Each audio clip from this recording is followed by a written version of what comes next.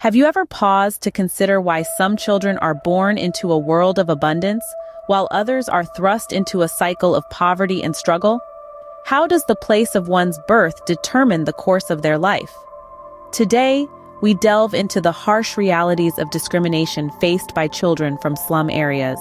Picture this: a bustling city, glitzy skyscrapers reaching for the sky, a stark contrast to the slums that sit in their shadows. Here, in these cramped spaces, dwell children who face discrimination from the moment they take their first breath. Consider the case of Maria, a bright 10-year-old girl from the slums of Rio de Janeiro. Maria dreams of becoming a teacher, but her dreams are often overshadowed by the daily struggle to survive. Born in the favelas, her opportunities are limited, not by her abilities or aspirations, but by the circumstances of her birth. Or take a moment to think about Ahmed, a 12-year-old boy from the slums of Mumbai. Ahmed is a natural mathematician and can solve problems most adults would stumble upon. However, the city sees him not for his talents, but for where he comes from. His brilliance is overlooked, and his potential remains untapped, all because of the unjust assumptions made about children from slum areas. These are not isolated instances. They are the everyday realities of millions of children around the world.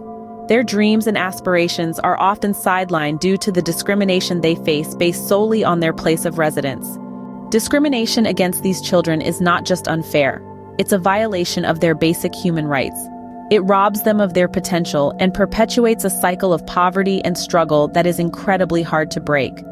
But remember, change begins with awareness. It starts with understanding that these children, like all children, have a right to education, a right to dream, and a right to a life free from discrimination. So, as we move forward, ask yourself, what can you do to help combat this discrimination? You can start by spreading awareness about this issue in your own circles. You can support organizations that work towards providing equal opportunities for these children. You can also advocate for policies that ensure equal access to quality education for all children, regardless of where they come from. The fight against discrimination is a collective effort, and every little bit helps. So let's not just be bystanders. Let's be the change we wish to see, because every child, no matter where they are born, deserves a fair shot at life.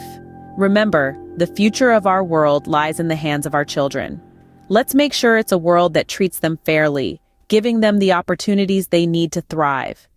Together, we can make a difference. Together, we can create a world free from discrimination.